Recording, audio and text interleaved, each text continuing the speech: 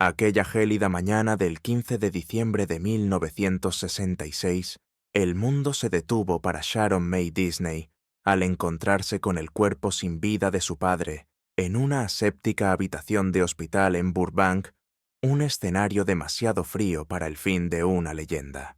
A sus 31 años, la joven se quedaba huérfana despidiéndose para siempre del hombre que había levantado con sus propias manos el imperio de fantasía más colosal del planeta, dejando tras de sí un vacío imposible de llenar.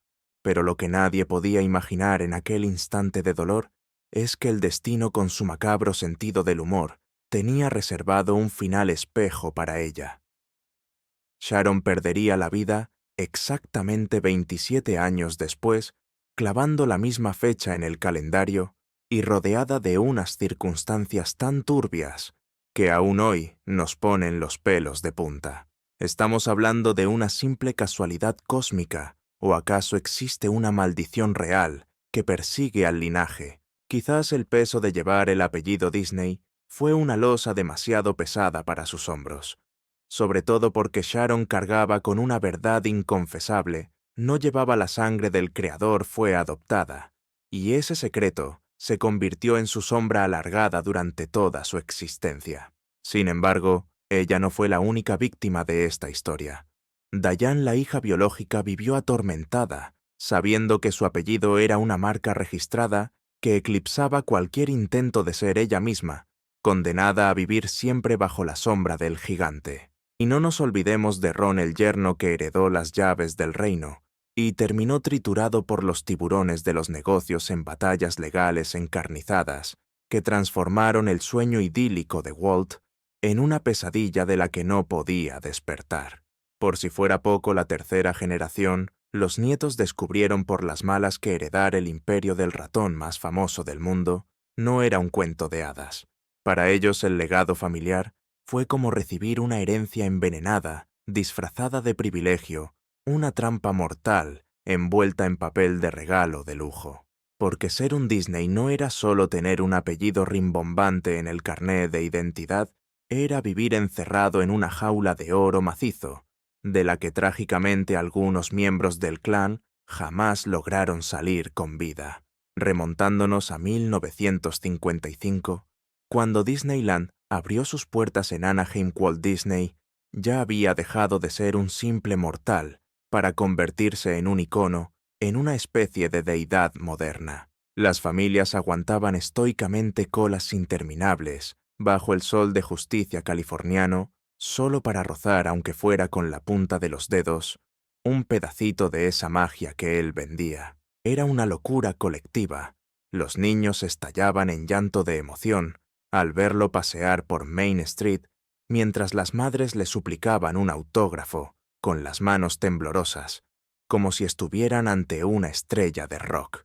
Pero mientras el planeta entero veneraba al padre de Mickey Mouse y se rendía a sus pies, la realidad en casa era bien distinta. Detrás de ese visionario que había construido un imperio de la nada, había dos niñas pequeñas que lo único que anhelaban era que su padre llegase a casa a una hora decente para cenar con ellas. Diane y Sharon se criaron en una mansión en Holmby Hills, donde el ambiente era una mezcla extraña. Las risas de los empleados del estudio se confundían con el repiqueteo incesante del teléfono que nunca dejaba de sonar. Walt era un adicto al trabajo en toda regla, currando los 7 días de la semana sin descanso. En su diccionario no existía la palabra fin de semana, ni el concepto de vacaciones. Para él solo existía el siguiente proyecto faraónico, la próxima película, o ese nuevo sueño imposible que se le había metido entre ceja y ceja.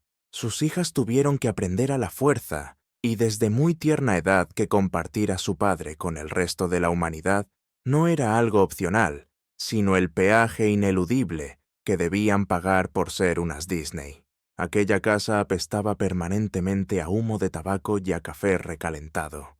Walt se ventilaba 3 paquetes diarios, levantándose a las 5 de la madrugada, y no paraba hasta bien pasada la medianoche. Y cuando por fin cruzaba el umbral de la puerta exhausto, no venía solo, sino que traía la mochila cargada de problemas.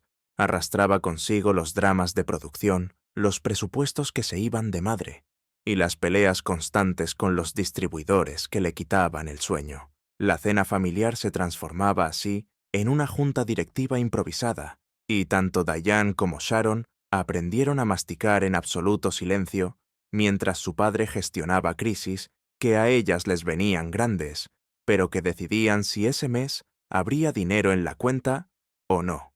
Porque al contrario de lo que la leyenda urbana nos ha hecho creer, los Disney no siempre nadaron en la abundancia. La gente se imagina una vida de lujos desenfrenados, pero la realidad financiera de la familia fue una montaña rusa de infarto. Hubo épocas negras donde Walt tuvo que hipotecar hasta las pestañas para financiar sus películas, años en los que Lillian, su mujer, se vio obligada a malvender sus joyas para pagar las nóminas de los empleados, y las niñas fueron testigos mudos de ese vértigo económico. Vivían en una incertidumbre constante, un mes cenaban solomillo de primera, y al siguiente se conformaban con sopa de sobre, sin saber nunca qué les depararía el mañana.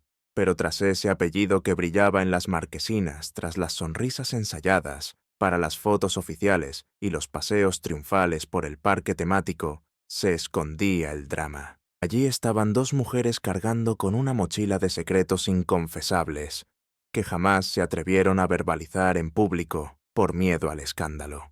Una descubrió que por sus venas no corría la sangre de los Disney, la otra se sintió atrapada sin poder escapar de su linaje, y en medio, un yerno que heredó un imperio solo para ver cómo se convertía en un campo de batalla, donde se hizo trizas todo lo que Walt amaba. Fue una demolición controlada de los valores familiares, donde la ambición y las luchas de poder terminaron por corromper el sueño original. Durante décadas nadie tuvo el valor de abrir la boca y contar lo que realmente suponía vivir tras las bambalinas del apellido Disney, imperando una ley del silencio absoluta.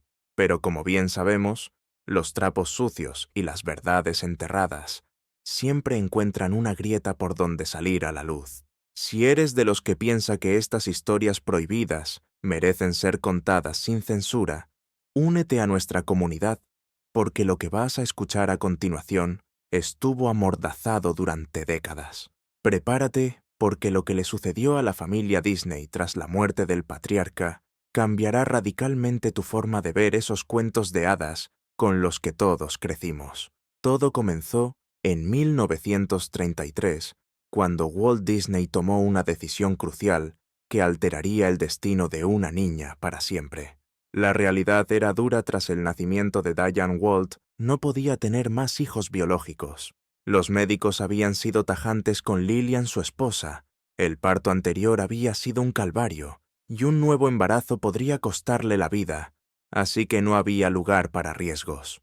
La solución fue adoptar a la pequeña Sharon May, que tenía apenas 2 semanas de vida cuando llegó al hogar de los Disney, y durante 31 años mantuvieron un pacto de silencio tan férreo que nadie fuera del círculo íntimo supo la verdad.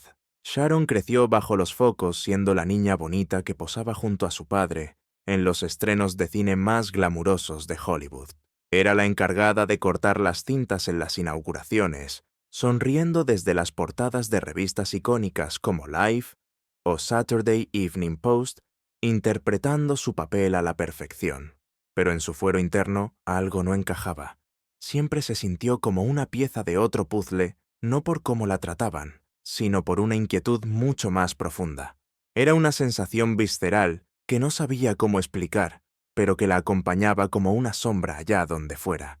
Tenía la certeza absoluta de que no pertenecía del todo a ese mundo, aunque los empleados del estudio la adoraban y la llamaban cariñosamente la pequeña Sharon, incluso cuando ya peinaba los 20 años.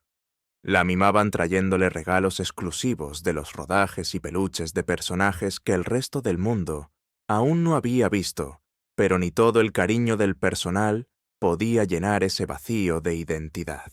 Pero la pobre chica notaba cómo el ambiente se cortaba con un cuchillo, esas miradas indiscretas y las conversaciones que se frenaban en seco, nada más poner ella un pie en la habitación acompañadas de esos cuchicheos venenosos que, aunque no lograba descifrar del todo, sentía clavados en la nuca como si fueran dagas. El golpe de realidad le llegó de la forma más cruel y chapucera que os podáis imaginar. No fue en una charla íntima y delicada donde sus padres se sentaran a contarle la verdad con tacto y cariño. Keba fue un cotilleo sucio que cazó al vuelo en el estudio cuando apenas tenía 12 años. 2 empleados poniéndola verde en voz baja cerca de los aseos del departamento de animación. Pero tú sabías que Sharon es adoptada. Por eso no tiene nada que ver con Walt ni en el blanco de los ojos. Y en ese instante, su mundo se desmoronó por completo. Aquella misma noche, se armó la gorda cuando decidió plantar cara a sus padres y exigir respuestas.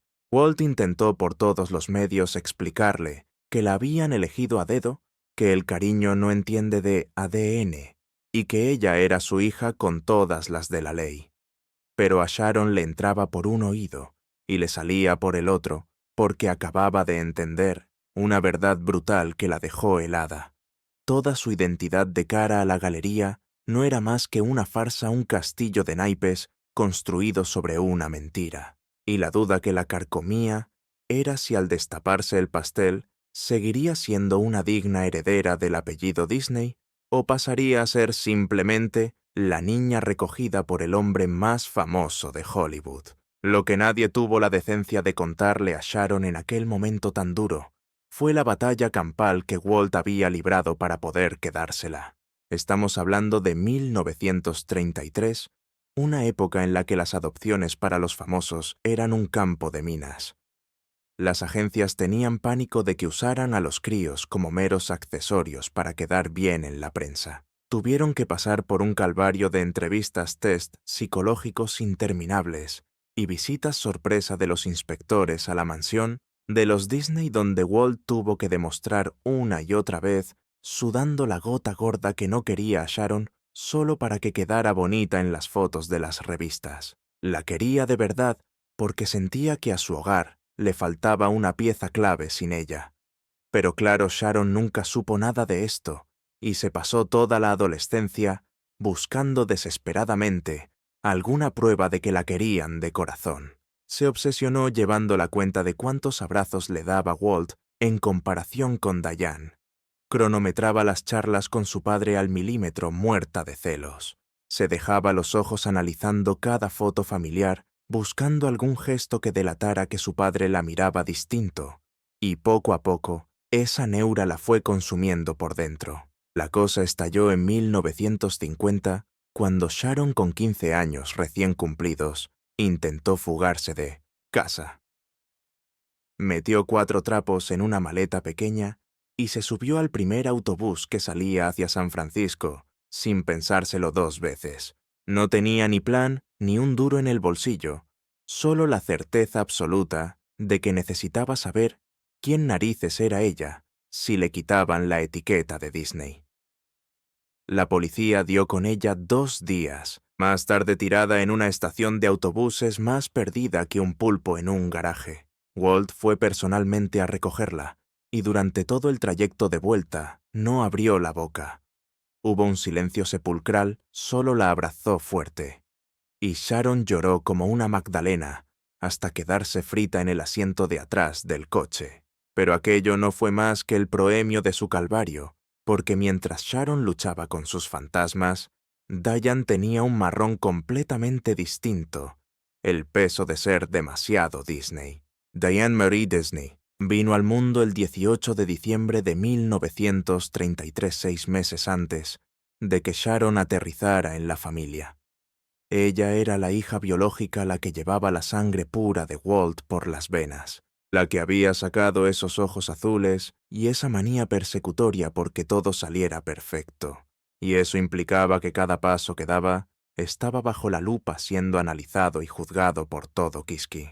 No tenía derecho a tener un mal día sin que algún listillo soltara: mirad, la hija de Walt Disney montando un pollo en plena calle. No podía elegir su futuro sin que la gente cuchicheara si estaba tirando por tierra el legado de su padre. No podía sencillamente ser una chica normal y corriente. Desde que era una cría, Diane fue harina de otro costal. Era mucho más reservada que Sharon, más de darle al coco. Le tiraba más leer un buen libro que andar jugando por ahí. Prefería quedarse en casa haciendo garabatos antes que ir de fiesta en fiesta. Y Walt veía en ella su propio reflejo, esa necesidad imperiosa de crear, de inventarse mundos nuevos, en lugar de vivir en el real.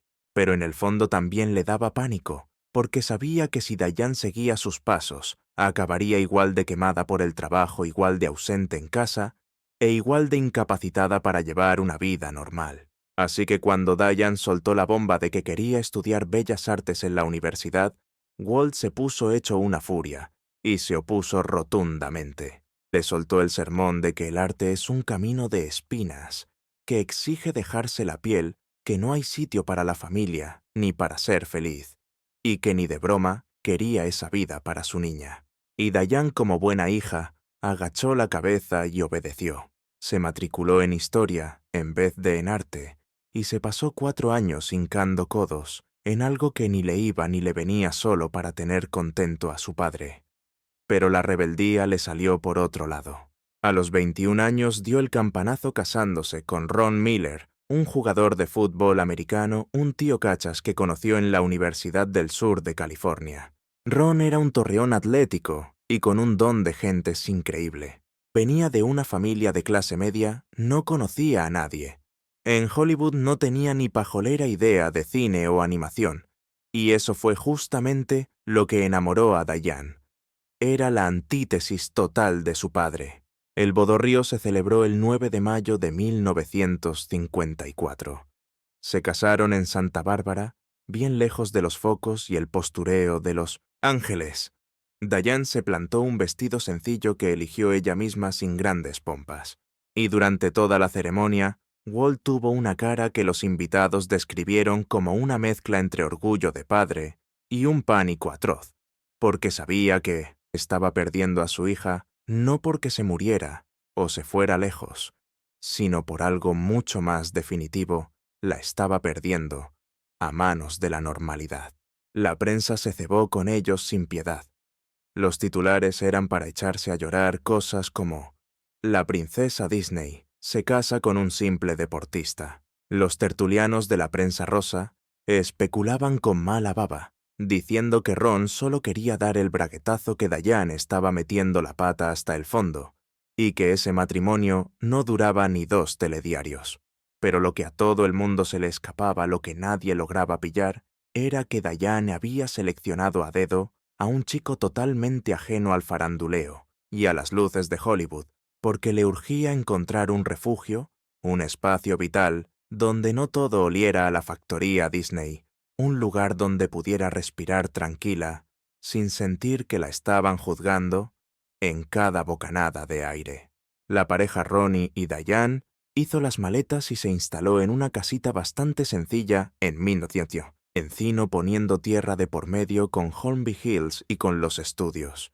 Y por primera vez, Diane sintió en sus propias carnes lo que significaba ser una persona libre y anónima.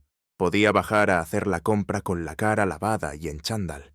Podía montarle un pollo a Ron si estaba de malas pulgas, sin el miedo constante de que algún empleado cotilla lo cascara en los despachos.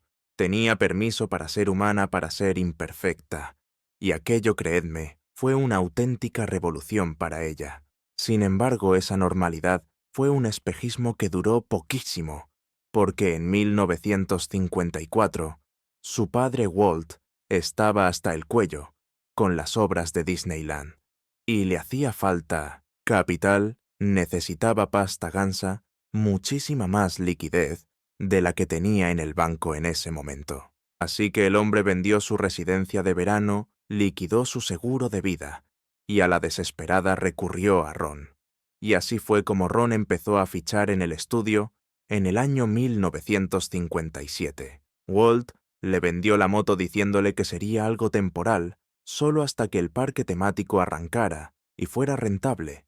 Pero la realidad es que Ron jamás volvió a salir de allí. Empezó currando desde abajo en producción, aprendió a editar, se empolló como leer Presup. Se perfilaba ya no solo como un empleado más, sino como el heredero indiscutible del trono. Diane vio las orejas al lobo y le suplicó a su marido que rechazase cualquier ascenso envenenado. Le pidió por lo que más quisiera que mantuviese un perfil bajo un trabajo discreto en la sombra, y que por nada del mundo se transformara en el reflejo de su padre. Tenía pánico de que Ron acabase siendo otro hombre engullido por la bestia mediática que él mismo había alimentado consumido por su propia leyenda. Pero Ron hizo oídos sordos a las advertencias, porque él también había caído rendido ante el embrujo y el poder de Walt Disney, y una vez que entras en ese círculo vicioso, no hay salida posible. Mientras este drama se cocía a fuego lento, Diane y Ron dieron la bienvenida a su primogénito en el año 1954, iniciando así una gran dinastía. La familia no paró de crecer y llegaron 6 vástagos más, sumando un total de 7 hijos, que pronto se convertirían en el objetivo número 1 de la prensa rosa.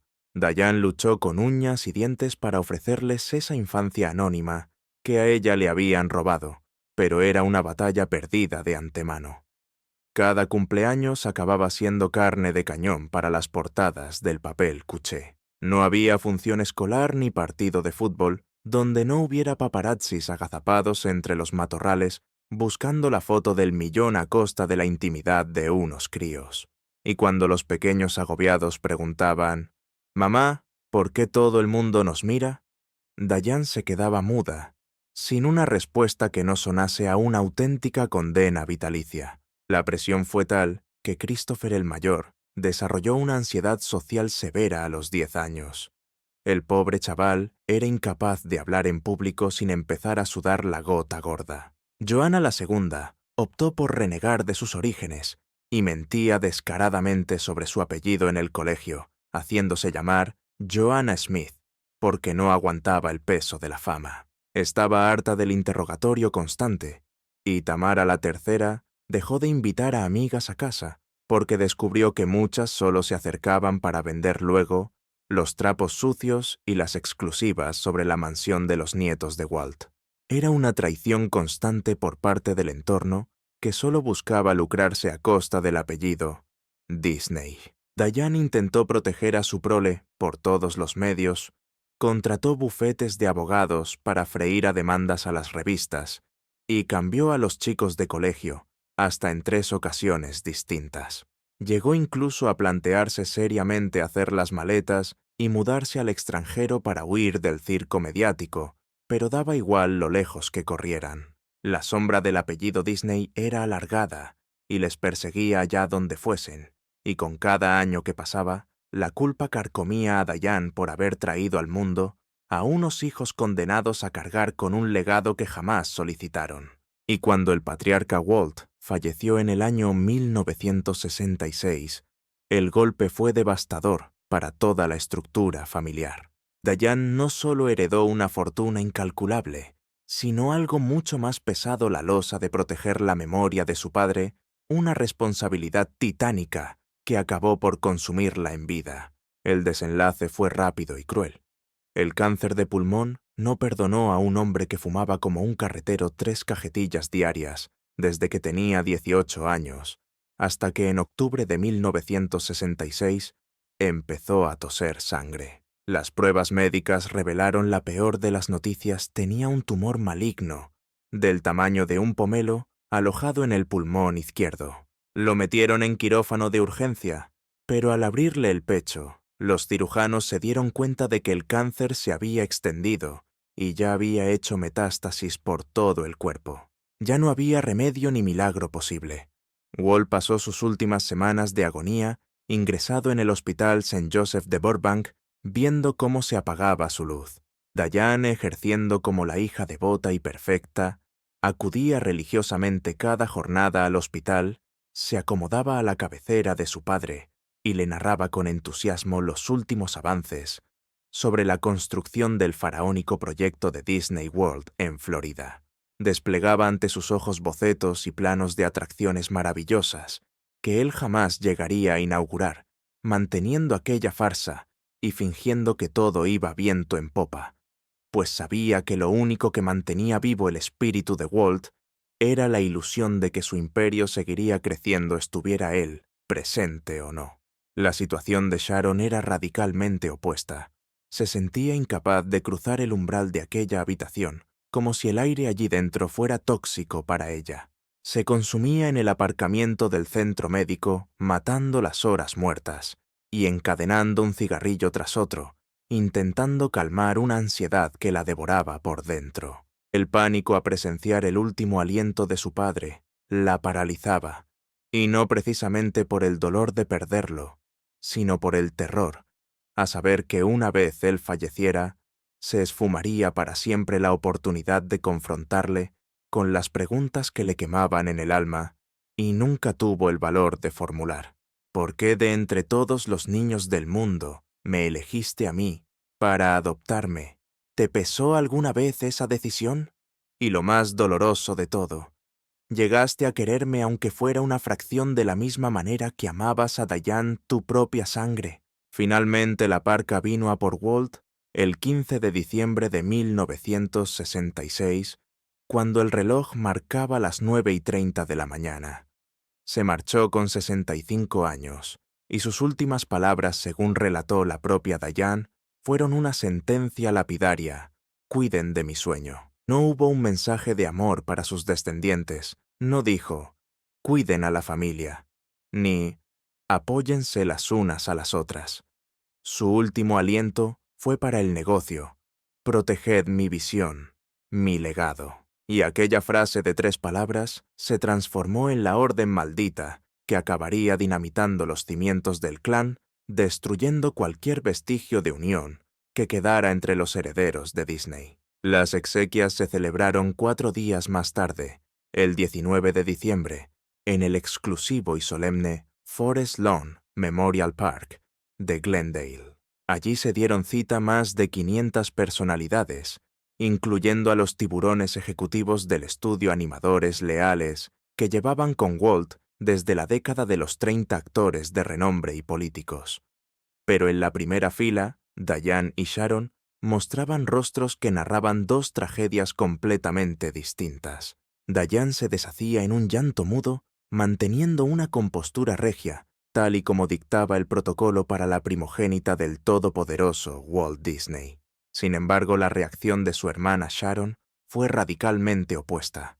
Permaneció hierática con los ojos secos y sin permitir que una sola lágrima rodara por sus mejillas. Clavó su mirada en el féretro con una intensidad que los presentes tildaron de pura rabia contenida. Tras el sepelio, Sharon se esfumó tragándosela a la tierra durante 3 días enteros.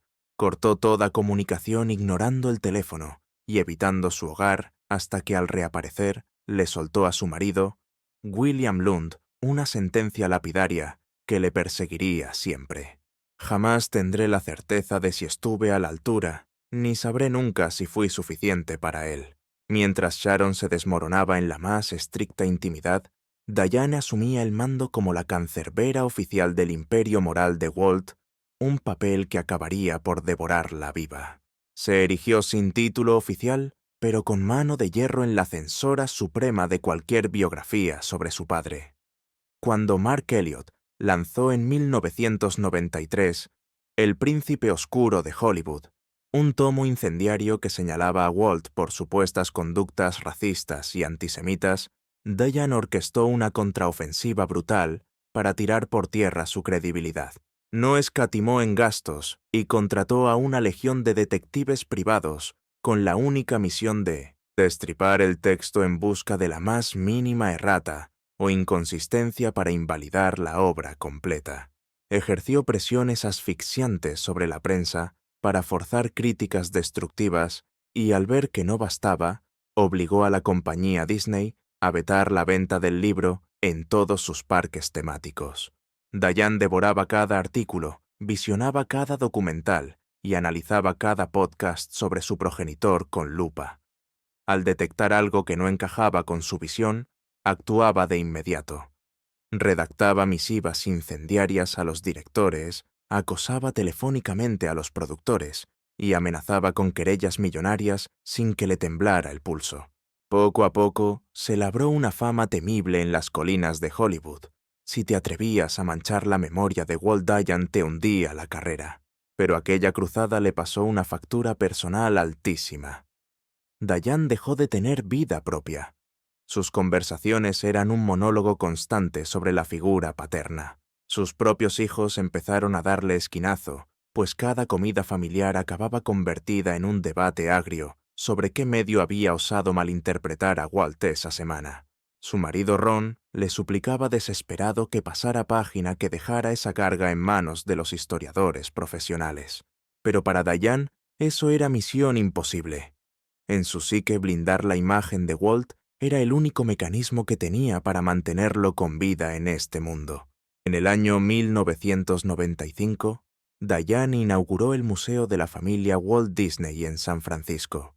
Evitó deliberadamente Los Ángeles o Anaheim, eligiendo San Francisco para estar lejos de los tentáculos de la corporación Disney, de la cual ya no se fiaba ni un pelo para narrar la historia oficial. Invirtió una fortuna de su propio bolsillo, supervisó con celo cada vitrina y redactó cada cartel, creando un santuario que reflejaba no al Walt real, sino al Walt idealizado que ella necesitaba creer que existió. El museo abrió sus puertas al público en 2009, y Dayan fichaba allí a diario como si fuera una empleada más. Dirigía las visitas guiadas en persona, abroncaba a los visitantes que comentaban inexactitudes, y si alguien insinuaba que Walt tenía defectos o era un tipo complicado, Dayan no dudaba en ponerlo de patitas en la calle, expulsándolo de su recinto sagrado. Se vivieron situaciones surrealistas, donde llamó a los vigilantes de seguridad para echar literalmente a personas que, según ella, estaban difamando a su padre. Sus vástagos le imploraron que frenara, que dejara que el museo funcionara solo, pero ella era incapaz de soltar las riendas. En el proceso, la mujer se diluyó para ser solo la hija de Walt. Su propia identidad quedó fagocitada por la inmensa sombra de su padre, y nadie se paró a pensar si eso era lo que ella deseaba o si simplemente había olvidado quién era fuera de ese guión. Mientras Dayan se blindaba protegiendo el mito, Sharon escogía una senda radicalmente distinta, un camino tortuoso que la conduciría hacia el mismo final trágico que su progenitor, un desenlace fatal que nadie fue capaz de prever. Corría el año 1959 cuando Sharon Disney contrajo nupcias con Robert Brown, un arquitecto del estudio encargado de diseñar los espacios de Disneyland. El chico era apuesto, tenía ambición y juraba amarla por su esencia y no por el peso de su apellido. Sin embargo, aquel matrimonio hizo aguas en menos de 2 años. De cara a la galería alegaron diferencias irreconciliables, pero la verdad que se cocía de puertas para adentro era muchísimo más, enrevesada y dolorosa. El problema era que Sharon tenía un vacío de identidad, y cuando no sabes quién eres, es una quimera intentar compartir tu vida con otra persona. Robert confesó a sus íntimos tras la separación que convivir con Sharon era como vivir con un espectro, que ella se pasaba las horas muertas escrutando fotos antiguas de su niñez, buscando desesperadamente pruebas de que Walt la había querido y preguntando sin cesar: ¿crees que tengo sus rasgos? Lo hacía aún sabiendo que era adoptada y no compartían ADN. Cuando Robert intentaba planear el futuro, Sharon solo tenía palabras para el pasado. Tras la ruptura matrimonial, algo se quebró definitivamente dentro de Sharon. Se volvió una mujer hermética, levantando un muro de frialdad a su alrededor. Las instantáneas de aquella época la retratan con una sonrisa forzada que no llega a sus ojos, como si interpretara el papel de la hija feliz de Disney, sin creerse ni una palabra del guión. En 1968, 2 años después de fallecer Walt, Sharon volvió a pasar por el altar, esta vez con William Lund, un empresario del ladrillo. Adoptaron a una niña, a la que bautizaron Victoria. Más tarde llegaron los gemelos Bradford y Michelle. Por un instante dio la sensación de que Sharon Había encontrado el sosiego que tanto anhelaba, pero la presencia espectral de su padre seguía impregnando cada rincón del hogar. Victoria recuerda vívidamente cómo su madre hablaba de Walt en presente. Tu abuelo querría que estudiaras esta carrera. Tu abuelo habría opinado aquello, imponiendo su voluntad desde el más allá. Cada vez que la pequeña Victoria osaba preguntar sobre sus orígenes biológicos, a Sharon se le mudaba el color de la cara, tensándose como una cuerda de violín a punto de romperse. Desviaba la conversación con una torpeza evidente, echando balones fuera, porque en el fondo, admitir que su hija era adoptada era como ponerse frente a un espejo que le devolvía la imagen de su propia incapacidad para concebir. Aquello era una espina clavada en el corazón que Sharon jamás logró arrancarse, un trauma silencioso que nunca supo digerir y que se le enquistó en el alma. Y como suele pasar cuando el alma enferma, el cuerpo pasa factura.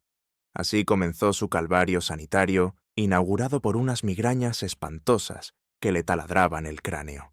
Eran dolores tan paralizantes que la dejaban fuera de combate durante días enteros, seguidos de unos brotes de ansiedad tan bestiales que Sharon convertía su habitación en un búnker, aislándose del mundo exterior durante semanas sin ver la luz del sol. Los doctores, tirando por la vía rápida, empezaron a recetarle Valium como si fueran caramelos, luego pasaron al Xanax y acabaron diseñándole un cóctel molotov farmacéutico que la mantenía en un estado de letargo zombie, flotando en una nube química la mayor parte de la jornada.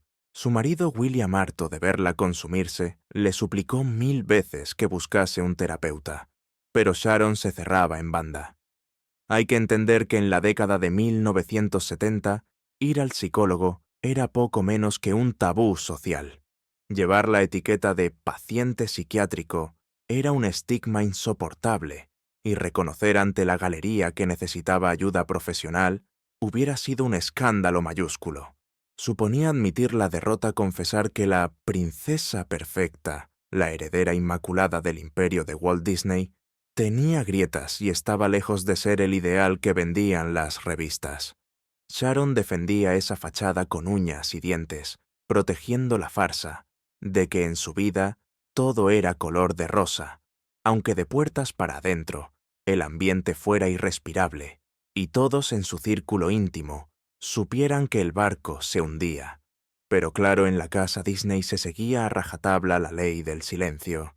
Los trapos sucios se lavan en casa. Lo trágico del asunto es que mientras Sharon luchaba contra sus demonios mentales, ignoraba por completo la realidad biológica que se gestaba en su interior. Su organismo estaba incubando una enfermedad silenciosa y letal, un enemigo invisible que acabaría firmando su sentencia de muerte mucho antes de que su psique terminara de derrumbarse. Y para cuando los médicos quisieron ponerle nombre y apellidos al diagnóstico, el reloj ya había corrido demasiado, y no había medicina en el mundo capaz de obrar el milagro. Sin embargo, antes de que Sharon exhalara su último suspiro, el clan Disney tendría que enfrentarse a otro tsunami, una guerra civil familiar, llena de puñaladas, traperas, litigios interminables y una demolición controlada del legado que el viejo Walt había levantado con tanto sudor.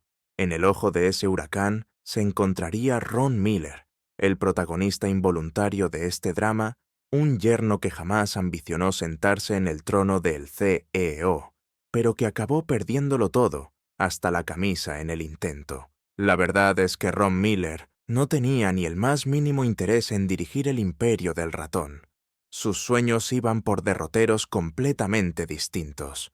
El tipo era un armario empotrado, un jugador profesional de fútbol americano de los Rams de Los Ángeles, que medía casi 2 metros y pesaba 100 kilos de puro músculo, con un plan de vida que no podía ser más sencillo. Su hoja de ruta consistía en jugar al fútbol durante 10 años, amasar la fortuna justa para retirarse a una vida tranquila, montar un negocio modesto y vivir en paz con Dios y con su familia. Pero claro, cruzarse con Walt Disney fue como toparse con un tren de mercancías. Su plan se fue al garete. Corría el año 1957, cuando el destino le jugó una mala pasada. Ron sufrió una lesión de rodilla devastadora que mandó su carrera deportiva directamente a la basura. De repente se vio con 24 años, cojo y sin un plan B al que agarrarse. Fue entonces cuando su suegro Walt le lanzó un salvavidas que parecía inofensivo. «Vente al estudio un tiempo», le dijo con esa voz persuasiva, «solo hasta que te aclares y decidas qué quieres hacer con tu vida».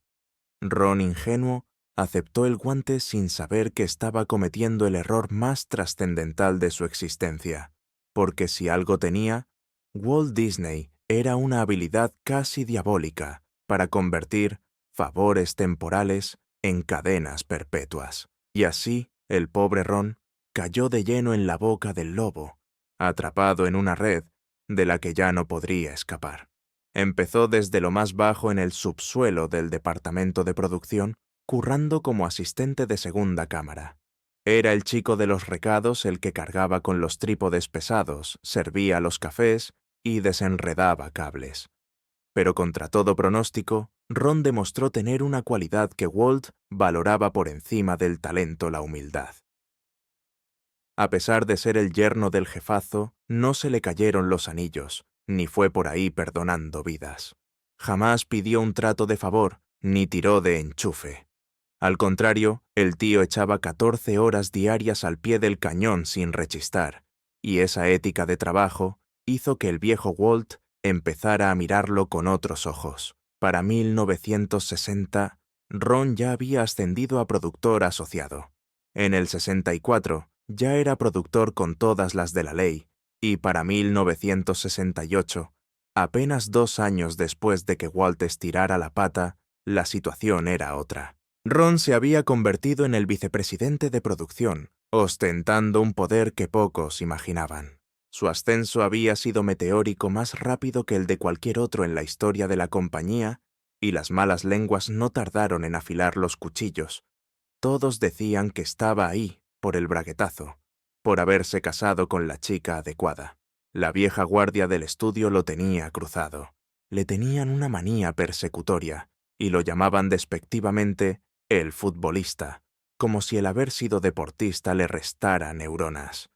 Murmuraban por los pasillos que no tenía ni pajolera idea de cine, que era un intruso en un mundo de artistas, y para ser honestos, no les faltaba razón.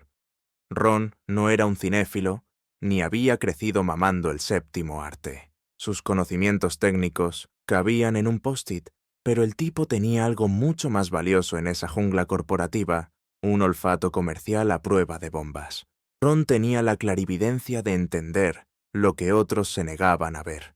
Sabía que Disney tenía que renovarse o morir, que las películas ñoñas de princesitas y animalitos cantarines ya no colaban entre la chavalería de los 70, que el público había cambiado radicalmente desde los años 40, y que si no daban un golpe de timón, el estudio se iría a pique. Así que en 1979, ya sentado en el sillón de presidente, tomó la decisión más arriesgada de su vida profesional: fundar Touchstone Pictures.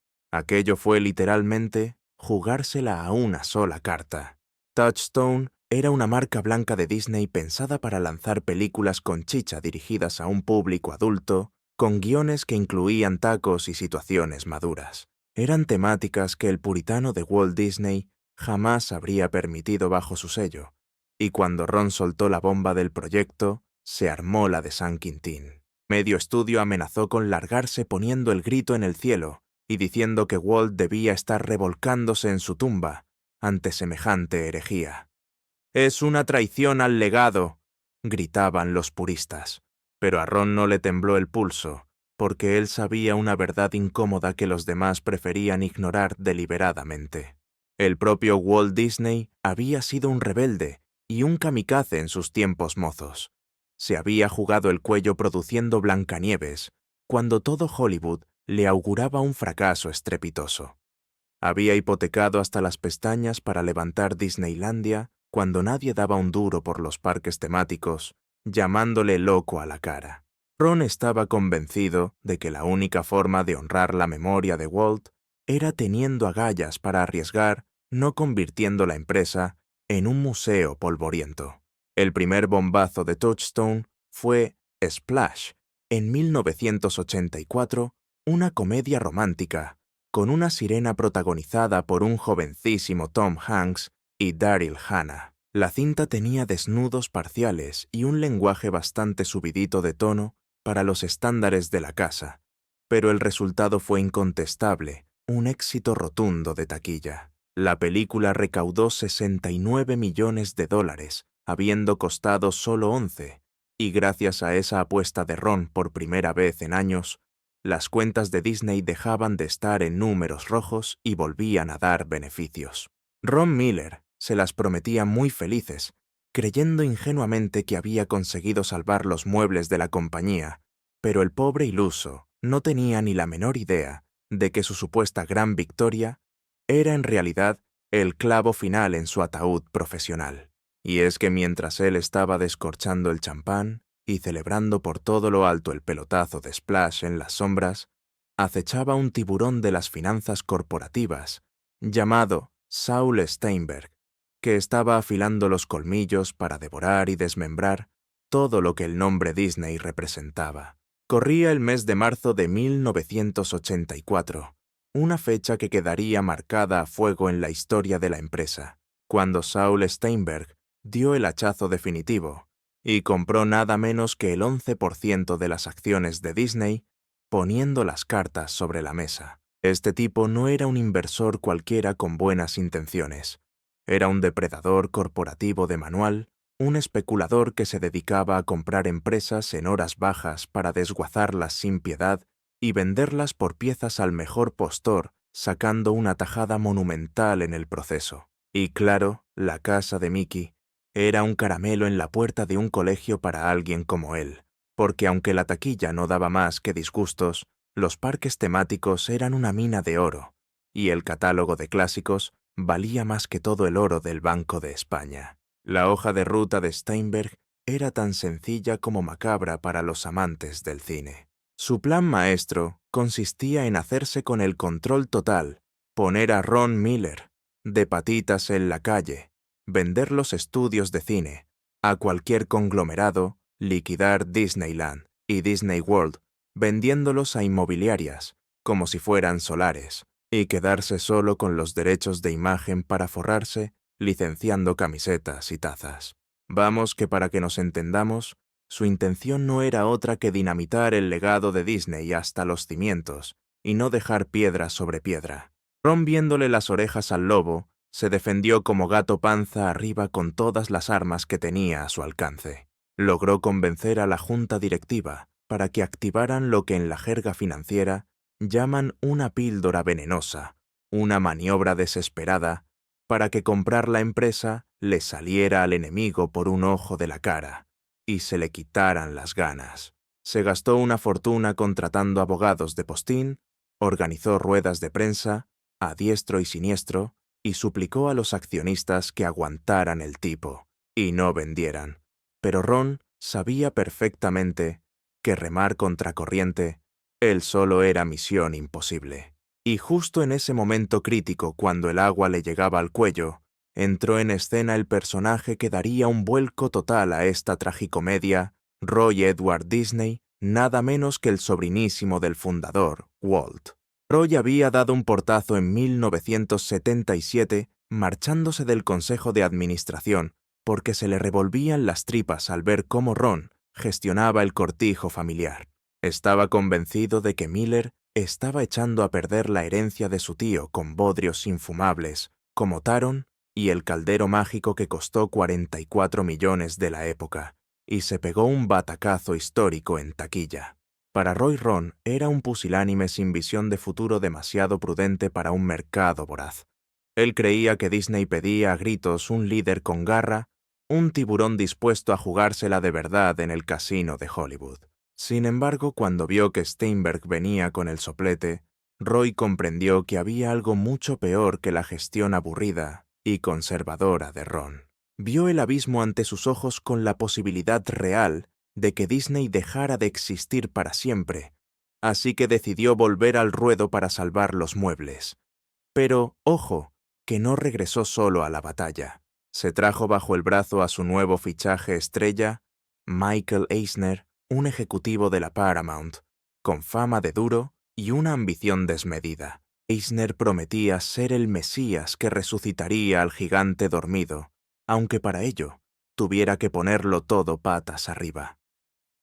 Roy y él orquestaron una campaña de acoso y derribo contra Ron, que ríete tú, de las intrigas palaciegas.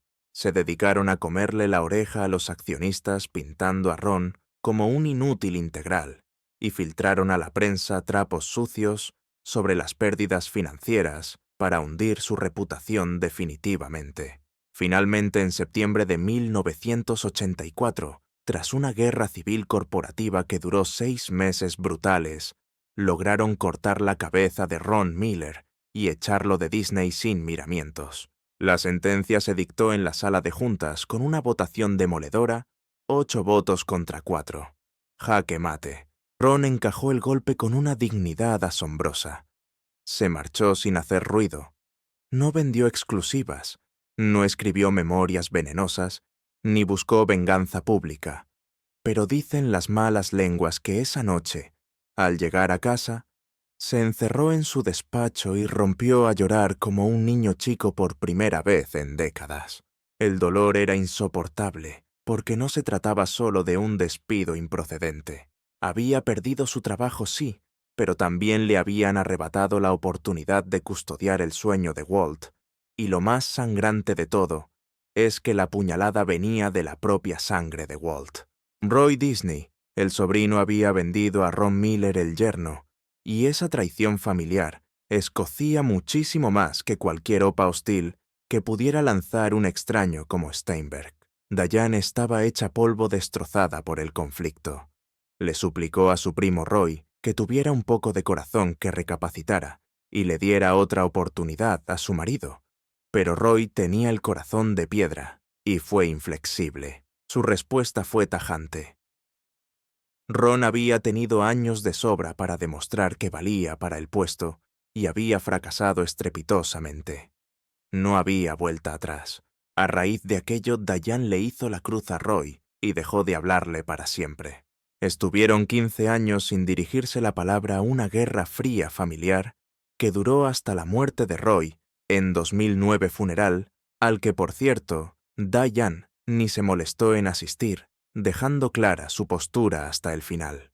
Pero agárrense que vienen curvas, porque lo peor estaba por llegar. Michael Eisner, el supuesto salvador traído por Roy, estaba a punto de transformar la compañía en un monstruo etercoyoto irreconocible que el propio Walt habría repudiado. Michael Eisner cogió las riendas del imperio en septiembre de 1984 y entró como un elefante en una cacharrería, y su primera medida estrella para marcar territorio fue poner de patitas en la calle a toda la vieja guardia que había trabajado codo con Walt, a los que tuvo la desfachatez de llamar dinosaurios a la cara. Alegaba que estaban anclados en la prehistoria, oxidados en el pasado, y que Disney necesitaba urgentemente una transfusión de sangre nueva y joven para sobrevivir.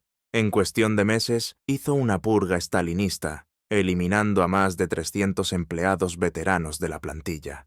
Estamos hablando de gente que llevaba 30 o 40 años dejándose la piel en el estudio, maestros artesanos de la animación.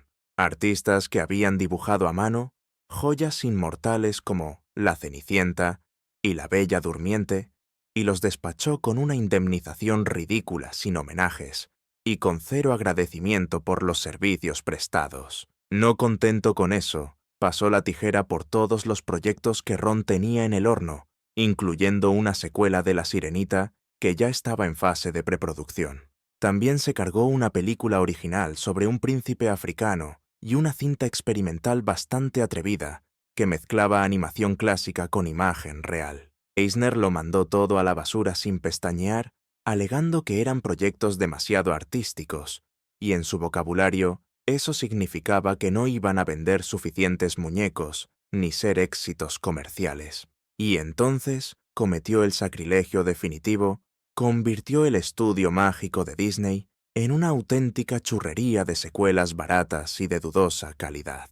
La prueba del delito llegó en 1994 con el lanzamiento de El retorno de Jafar, una secuela de Aladdin, directa a vídeo que daba vergüenza ajena. La broma costó apenas $5 millones producirla y recaudó más de 300 millones en ventas.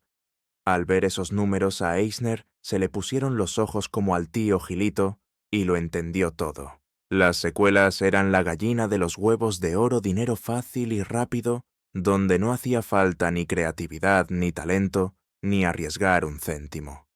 Solo había que reciclar la nostalgia y poner la mano para cobrar. Agarraron a los íconos sagrados de nuestra infancia, esos que adorábamos, para mercadear con una nostalgia de baratillo indigna de la casa. Así fue como engendraron bodrios, como La Sirenita 2, El Rey León, 2 Pocahontas, 2 o Mulan, 2.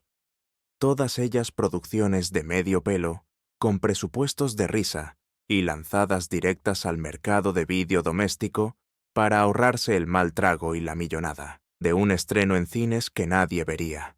Estaban demoliendo ladrillo a ladrillo y con total alevosía el imperio de calidad que el tío Walt había levantado con tanto sudor.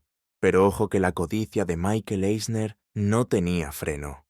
El hombre quería el mundo entero y lo quería ya.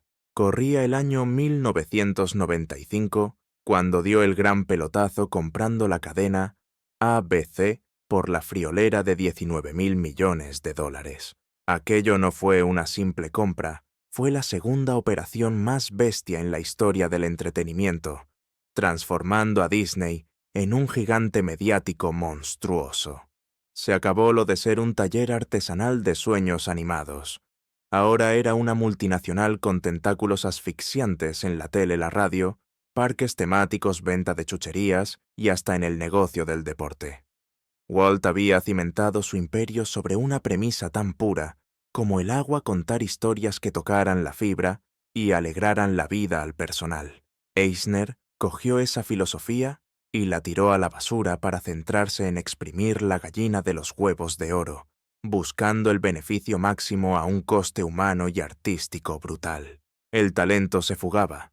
Los animadores de la vieja escuela, los que sentían los colores, empezaron a largarse con la música a otra parte. Decían que aquello ya no era Disney, que se había convertido en la pesadilla de Walt, una trituradora corporativa sin alma, donde los creativos pintaban menos que el conserje y mandaban los de marketing, desde sus despachos de cristal, lejos de los tableros de dibujo. Roy Edward Disney, el sobrinísimo que había puesto a Eisner en el trono, se dio cuenta tarde del monstruo que había alimentado y decidió cortarle la cabeza. En el año 2003, Roy lanzó la campaña Salvemos Disney. Aquello no fue una disputa de despachos, fue una guerra civil en toda regla, un culebrón aireado a los 4 vientos, contra el todopoderoso Eisner. Roy no se cortó un pelo, compró páginas enteras en los periódicos, montó piquetes a las puertas de la compañía y escribió una carta a los accionistas, poniendo a Eisner de vuelta y media, acusándolo de querer controlarlo todo, de no tener ni idea de arte y de traicionar el legado familiar. Esa carta fue un misil directo a la línea de flotación, un texto devastador que sacaba todos los trapos sucios. Roy desgranó una a una las pifias de Eisner, el batacazo monumental de El Planeta del Tesoro, que dejó un agujero de $100 millones, la ruptura total con Pixar, una mina de oro que se fue al traste porque al señor Eisner se le ocurrió insultar en público al genio de Steve Jobs. Los parques daban pena verlos sucios y descuidados, con las atracciones averiándose cada 2 por 3, rompiendo la magia por la que la gente pagaba un dineral. Y la plantilla estaba quemadísima, con la moral por los suelos y una rotación de personal del 40% anual, que se dice pronto. Eisner, acorralado, contraatacó, con una campaña de fango, diciendo que Roy era un amargado envidioso, que nunca tuvo el talento de su tío Walt, y que todo ese movimiento de Salvemos Disney no era más que la pataleta de un viejo chocho incapaz de adaptarse a los nuevos tiempos, alegando que Roy vivía de recuerdos, mientras él Eisner estaba construyendo el futuro del imperio. La batalla campal duró 2 largos años y fue tan escandalosa, tan barriobajera y pública, que los que ponían la pasta, los accionistas, empezaron a temblar. El valor de la compañía se desplomó con las acciones cayendo un 30% en picado. Los peces gordos de Wall Street dijeron «basta», y en marzo de 2005, tras un voto de castigo, donde el 43% de los accionistas le dio la espalda, Eisner tuvo que hincar la rodilla y dimitir. Roy había ganado el pulso, sí, pero a un precio altísimo, porque para entonces el barco ya hacía aguas por todos lados.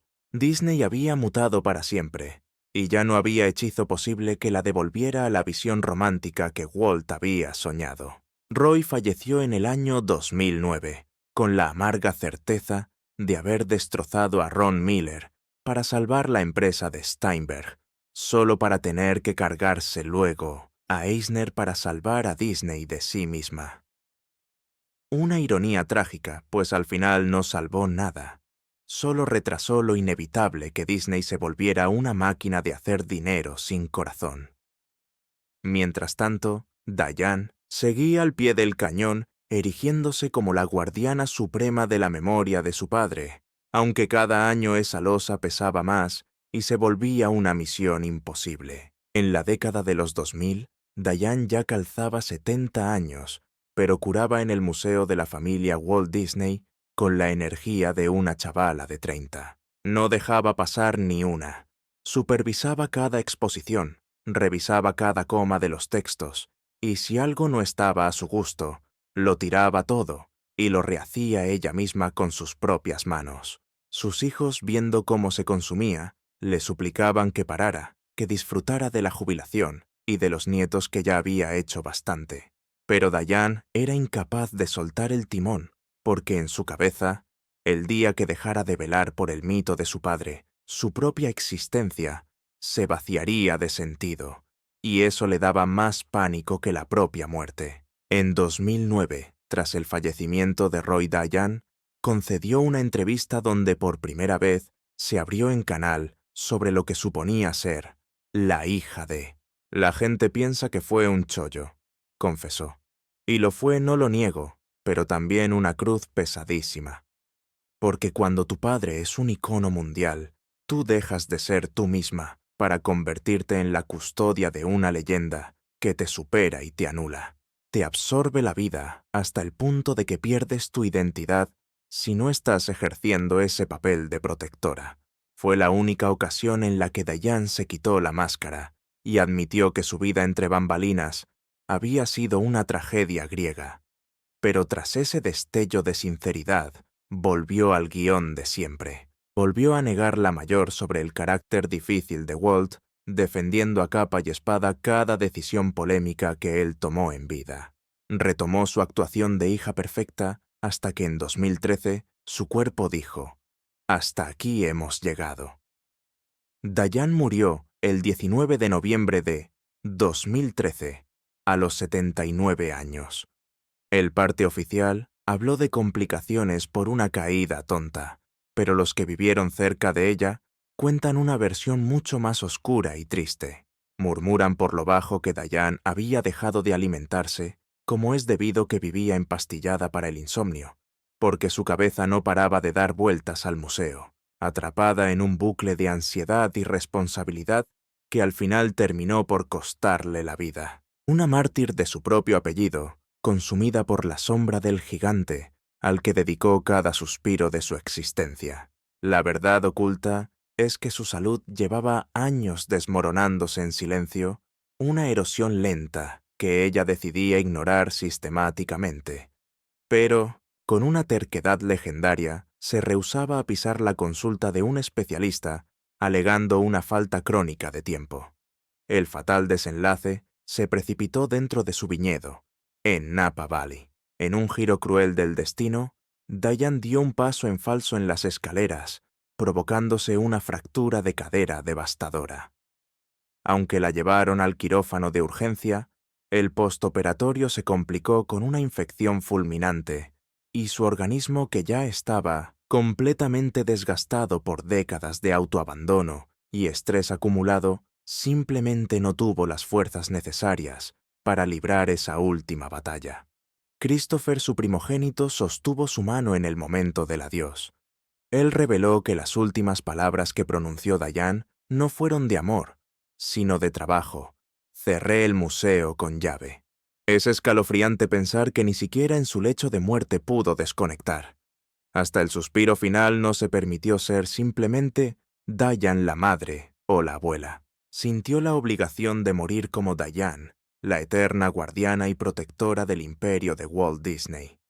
Finalmente sus restos descansan junto a los de su madre, Lillian, en el cementerio Forest Lawn Memorial Park de Glendale, a escasos pasos del lugar donde su padre fue incinerado en 1966, y con su partida física se bajó el telón de una era dorada, pues ya no quedaba ni un solo miembro del clan Disney original ostentando una posición de verdadero poder.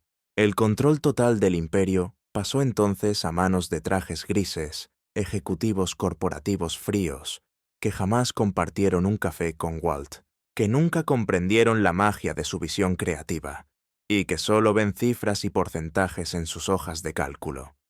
Sin embargo, existe un drama familiar mucho más oscuro que aún no he narrado, la tragedia más desgarradora de toda la vida de Sharon May Disney, la hija adoptiva, y cómo su muerte fue un espejo exacto de su tormentosa existencia, buscando una validación que jamás obtendría. El calendario marcaba el 16 de diciembre de 1993, cuando Sharon May Disney recibió una sentencia fatal: cáncer de mama en fase terminal.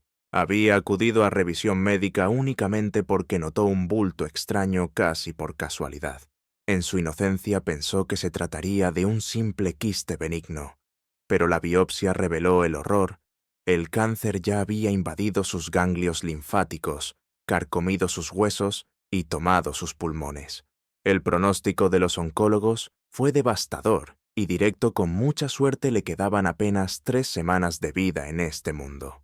Sharon tenía 56 años, y ante la noticia de su inminente final, su primer pensamiento no fue para su propia salud ni para sus hijos. Su mente voló hacia una fecha en el calendario. Se dio cuenta de que 3 días después sería el 19 de diciembre, la fecha exacta que marcaba un nuevo aniversario del fallecimiento de su padre. Con una resignación pasmosa, le comunicó a su familia que rechazaba cualquier tratamiento agresivo, que estaba lista para partir. Pero los testigos que la acompañaron en esa habitación de hospital relatan una escena muy distinta. Aseguran que Sharon, en su delirio, no paraba de hablar de su niñez, reviviendo obsesivamente los traumas del pasado, recordando con dolor aquellas veces en que Walt estaba demasiado absorto en su imperio para mirarla, narrando cómo se sentaba en la oficina, mendigando 5 minutos de atención, mientras él no apartaba la vista de sus bocetos. Victoria, su hija adoptiva, permaneció a su lado durante la agonía de la última noche, y fue entonces cuando Sharon le lanzó preguntas que llevaban décadas quemándole el alma. ¿Crees que me quiso igual que a Diane? ¿Piensas que alguna vez se arrepintió de haberme adoptado? ¿Crees que hubo algo que yo hiciera que realmente lo hiciera feliz? Victoria se quedó muda con el corazón roto, porque esas interrogantes no tenían consuelo posible. Walt llevaba bajo tierra 27 años, y las verdades que Sharon necesitaba escuchar se habían podrido con él. Nunca fui suficiente para él, le confesó Sharon a su hermana Diane cuando ésta entró precipitadamente en la habitación del hospital. En esas horas finales, mañana me iré, y todo es porque no era realmente sangre de su sangre. Diane, desesperada, intentó convencerla de que eso era una locura, que Walt la había adorado sin distinciones, que los lazos del corazón son más fuertes que la genética. Pero Sharon ya estaba sorda a cualquier consuelo. Había pasado 56 años intentando probar que era digna de portar el apellido Disney, y en su lecho de muerte comprendió que era una batalla perdida, porque la prueba de amor que buscaba simplemente nunca existió.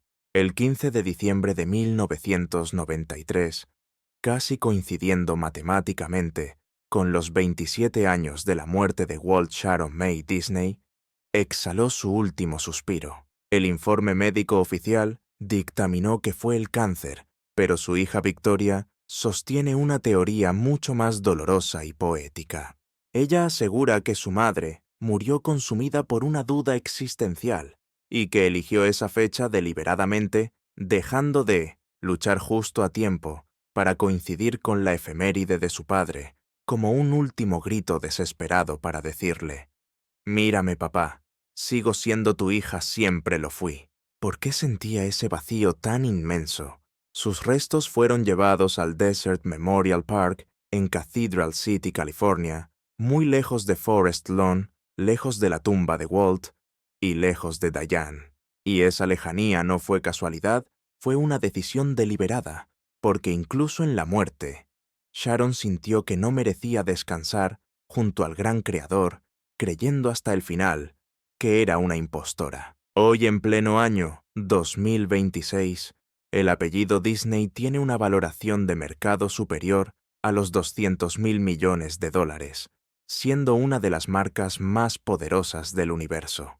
Tienen bajo su yugo a gigantes como Marvel, Star Wars, Pixar, ESPN, National Geographic, Hulu y toda la plataforma Disney Plus. Sin embargo, la ironía es cruel. Los descendientes de sangre de Walt viven marginados en las sombras de la opulencia.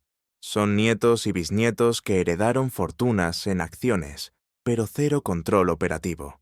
Reciben cheques millonarios, pero no tienen voz ni voto, cargando con un apellido legendario que en la práctica ya no les pertenece, pues la corporación los ha devorado. Ron Miller, el esposo de Diane, falleció el 9 de febrero de 2019 a los 85 años, tras pasar sus últimas 3 décadas y media refugiado en Napa Valley, lejos de la toxicidad de Hollywood. Fundó los viñedos Silverado Vineyards en 1981, justo después de ser brutalmente expulsado de la compañía Disney, dedicando el resto de sus días a construir algo propio, algo puro, que no tuviera la sombra de Walt. Jamás volvió a poner un pie en la industria del cine, prefiriendo la honestidad de la tierra al brillo falso de las estrellas que casi destruyen a su familia. Ron jamás volvió a pronunciar una sola palabra en público sobre su etapa en el imperio de Mickey Mouse, y cuando la muerte le alcanzó, la prensa española y mundial fue implacable. Los obituarios lo retrataron simplemente como el yerno, con suerte, de Walt Disney, el ejecutivo mediocre que estuvo a punto de hundir el barco. Se olvidaron convenientemente de mencionar que este hombre libró una guerra solitaria contra una compra hostil de tiburones financieros, una maniobra que habría desguazado y vendido a Disney por piezas al mejor postor. Nadie tuvo la decencia de recordar que fue él quien tuvo la visión de crear Touchstone Pictures, el sello adulto que trajo éxitos masivos y que literalmente salvó a la compañía de la bancarrota absoluta en los años 80. Se omitió por completo que Ron se dejó la piel intentando proteger la esencia y el legado artístico de Walt en una era de capitalismo salvaje, donde la integridad era comercialmente imposible y los valores no cotizaban en bolsa. Christopher Disney Miller, el nieto mayor del legendario fundador, ha cumplido ya los 70 años en este 2026 y se mantiene lo más lejos posible de los focos, trabajando discretamente como productor de cine independiente. Se dedica a financiar documentales de nicho que prácticamente nadie ve, y en las raras ocasiones en que algún periodista logra preguntarle por su abuelo, su respuesta es un mantra doloroso pero honesto. Era un genio creativo sin duda, pero como padre dejaba mucho que desear. Una sentencia demoledora y una verdad incómoda que los fanáticos de la marca prefieren ignorar para no manchar el cuento de hadas. Por su parte, Joanna Miller, la segunda nieta, tomó una decisión drástica En 1995 acudió al registro civil y se amputó el apellido. Dejó de ser Joanna Disney Miller, para ser simple y llanamente Joanna Miller. Cuando la prensa rosa intentó averiguar el motivo de tal renuncia, ella fue tajante y clara: porque quiero que mis hijos tengan la oportunidad de ser personas normales, de ser ellos mismos, sin etiquetas. Y es que con el apellido Disney pesando sobre sus espaldas como una losa de mármol, esa libertad es una utopía inalcanzable. Tamara Miller. La tercera en discordia llevó el aislamiento al extremo, jamás se casó. No tuvo descendencia y vive recluida en una casa modesta en los bosques de Oregón, sin redes sociales, rechazando cheques por entrevistas, y cuando los fantasmas del pasado intentan contactarla, su respuesta es glacial: ya no formo parte de esa familia, no me busquéis. Repite a quien ose perturbar su paz, dejando claro que el clan Disney es para ella un capítulo cerrado y doloroso. La realidad es que los 7 nietos de Walt Disney recibieron herencias que marearían a cualquiera, fortunas incalculables, pero el dinero no compra la lealtad corporativa. Ninguno de ellos trabaja para la compañía, no verás a ninguno posando en las alfombras rojas de los estrenos, y evitan pisar los parques temáticos como si fueran zona radiactiva, salvo que sea estrictamente obligatorio. Todos aprendieron a base de golpes la misma lección amarga que destrozó a sus madres. Sharon y Diane, llevar el apellido Disney no es un regalo del cielo, es una maldición dorada, una trampa disfrazada de privilegio. Abigail Disney, la nieta de Roy y sobrina nieta de Walt, se ha erigido como el azote de la corporación, la voz disidente, que no tiene miedo a señalar las vergüenzas del imperio familiar. Ha financiado y producido documentales incendiarios, donde acusa directamente a la compañía de explotar a sus trabajadores, mientras la cúpula directiva se llena los bolsillos con bonus millonarios obscenos. En 2019, Abigail se infiltró en Disneyland, California, disfrazada de turista despistada, para hablar sin filtros con la plantilla. Lo que descubrió allí le heló la sangre y le rompió el corazón.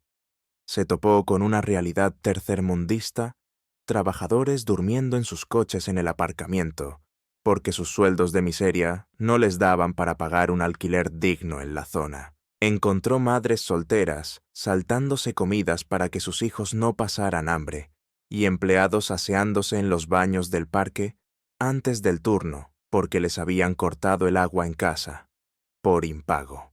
Indignada, Abigail redactó una carta pública y brutal dirigida al entonces consejero delegado Bob Iger, poniendo los puntos sobre las íes y denunciando la hipocresía de la fábrica de sueños. Mi abuelo Roy y mi tío Walt levantaron esta empresa bajo la firme creencia de que quien trabaja aquí merece dignidad y respeto, escribió con una pluma cargada de rabia y decepción. Vosotros habéis pervertido ese sueño convirtiéndolo en una maquinaria de explotación humana, y lo más grave es que lo hacéis utilizando sus nombres y su imagen para blanquear vuestra avaricia. Sentenció que tanto Walt como Roy estarían ahora mismo revolviéndose en sus tumbas al ver en qué se ha convertido su legado. Bob Iger contestó con la frialdad habitual de un comunicado corporativo, lleno de palabras vacías sobre compromiso y valores. Pero nada cambió realmente porque Abigail, a fin de cuentas, no tenía acciones con voto. No tenía silla en el consejo de administración ni poder real para cambiar el rumbo. Solo tenía un apellido ilustre que tristemente ya no significaba nada en los despachos acristalados de la moderna Disney. Su influencia moral chocaba contra el muro de hormigón de los beneficios trimestrales. En 2021, Abigail dio el paso definitivo y anunció que donaría la totalidad de su herencia. Es dinero manchado construido sobre la injusticia estructural, declaró ante los medios. No quiero que mis hijos crezcan pensando que son mejores que nadie o que merecen lujos solo por haber nacido con el apellido correcto. Sus primos, lejos de apoyarla, la tildaron de traidora a la sangre. La acusaron de escupir sobre la memoria sagrada de Walt, pero Abigail no pidió perdón porque había comprendido una verdad fundamental que sus tías Sharon y Diane jamás lograron asimilar. Entendió que proteger el legado de Walt no significaba defender ciegamente a la multinacional que lleva su firma, sino defender los valores humanos que él tenía antes de que el éxito y el dinero lo corrompieran. Se trataba de rescatar al hombre detrás del mito, no de proteger la cuenta de resultados de una empresa que ha perdido el alma. Llegó el año 2023 y Disney celebró su centenario por todo lo alto, un siglo de historia. Hubo fiestas faraónicas en los parques espectáculos de fuegos artificiales y desfiles, pero la foto familiar estaba vacía, ningún descendiente directo asistió. Christopher mandó un comunicado escueto y lapidario. Celebrad a la compañía si os place. Nosotros seguiremos guardando luto por la familia que perdimos en el camino, porque esa es la única verdad que nadie se atreve a decir en voz alta. La conclusión es devastadora. Disney, el estudio de cine, sobrevivió a las crisis. Disney, la marca global, prosperó hasta límites insospechados. Pero Disney, la familia de carne y hueso, murió hace décadas. Murió espiritualmente con Sharon en 1993, buscando un afecto que nunca encontró. Murió con Diane en 2013 agotada de proteger un legado que ya se le había escapado de las manos. Y terminó de morir con Ron en 2019. Él se fue sabiendo que había sido expulsado y repudiado del único lugar en el mundo donde alguna vez se sintió valioso e importante. Hoy, en pleno 2026, los bisnietos de Walt tienen entre 20 y 40 y tantos años y viven vidas completamente ajenas al imperio del ratón.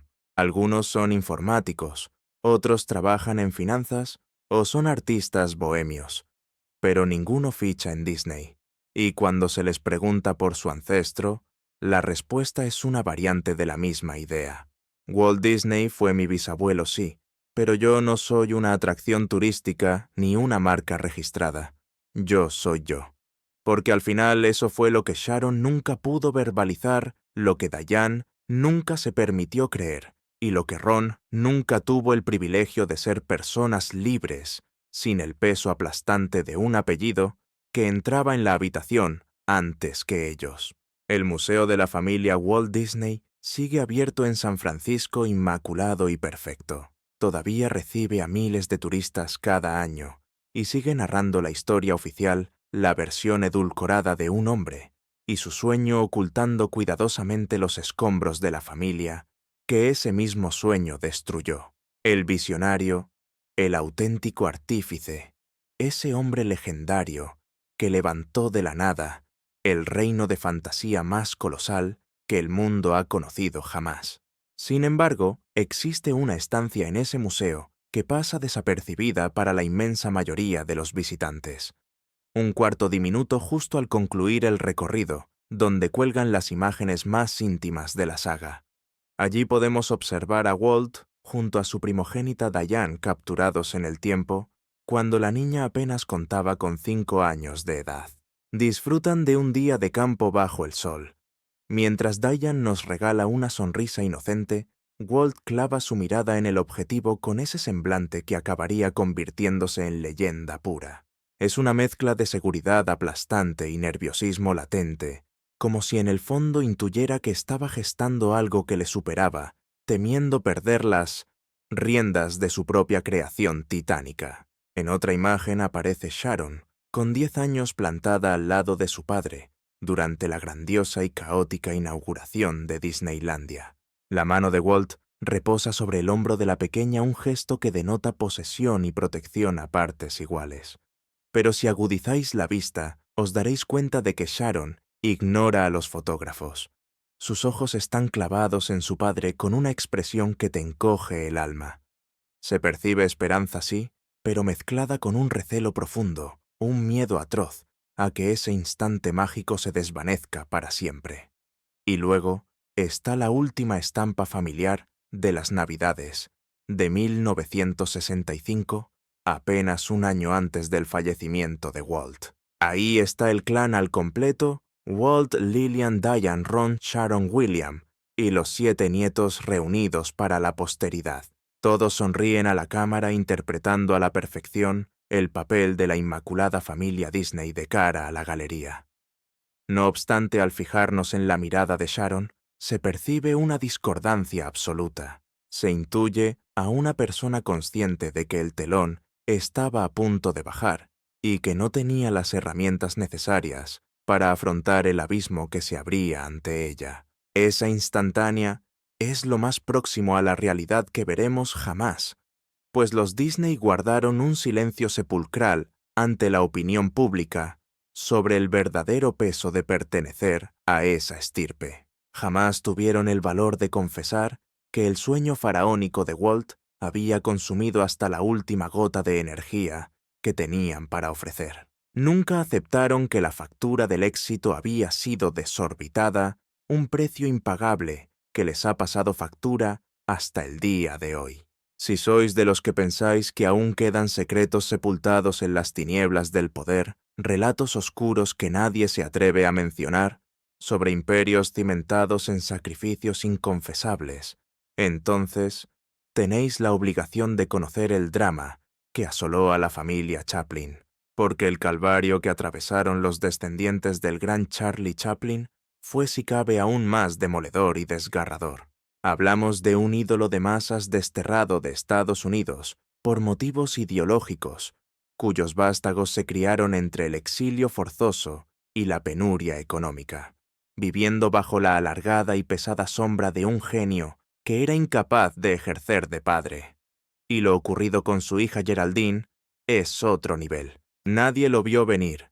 Suscríbete ahora mismo al canal para no perderte ese reportaje, porque lo que se avecina también fue acallado sistemáticamente durante décadas, porque aquellas verdades incómodas que el propio Walt Disney intentó ocultar bajo la alfombra, sepultadas bajo castillos de ensueño y promesas de «fueron felices y comieron perdices», han terminado por salir a la luz, revelando algo que ningún cuento de hadas puede subsanar: que el peaje del sueño siempre lo abonan los portadores del apellido, y que algunos linajes no son herencias, sino condenas perpetuas que pasan de generación en generación como una maldición bíblica, y que Walt Disney levantó con sus propias manos un reino donde la felicidad estaba garantizada para todos los niños del planeta, salvo para los suyos propios. Sharon falleció buscando afecto desesperadamente en un simple papel de adopción. Diane murió custodiando la memoria de un espectro que la atormentaba. Ron se marchó de este mundo sabiendo que había fracasado en la única misión vital que importaba. Y los supervivientes que quedan hoy en día solo poseen un apellido ilustre, cuentas corrientes a rebosar y la certeza absoluta de que el sueño de su abuelo mutó en la pesadilla recurrente que ha marcado a fuego la historia de su familia. Porque a fin de cuentas Walt Disney no solo erigió un imperio, diseñó una trampa perfecta, una jaula de oro donde la magia era para el público, menos para aquellos que llevaban su sangre, o para quien, como la desdichada Sharon, invirtió toda su existencia intentando demostrar que era digna de pertenecer a ese clan.